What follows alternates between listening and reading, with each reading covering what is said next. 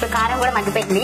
ఇప్పుడు గోంగూర వేస్తున్నా. దాంట్లో గోంగూర పచ్చిమిర్చి ముందు ఉడికించి మిక్సీ పెట్టాం కదా, దాంట్లో వేస్తున్నాం.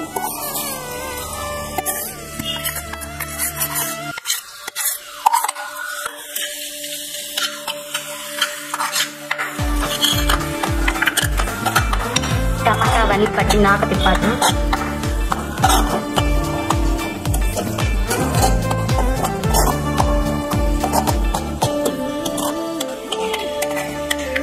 కాసేపు మగ్గలేద్దాం. గోంగూర అయితే మగ్గిపోయింది. స్మెల్ అయితే సూపర్ అంటే సూపర్ వస్తుంది. దీంట్లో ఇప్పుడు ఎగ్ వేసుకున్నాం.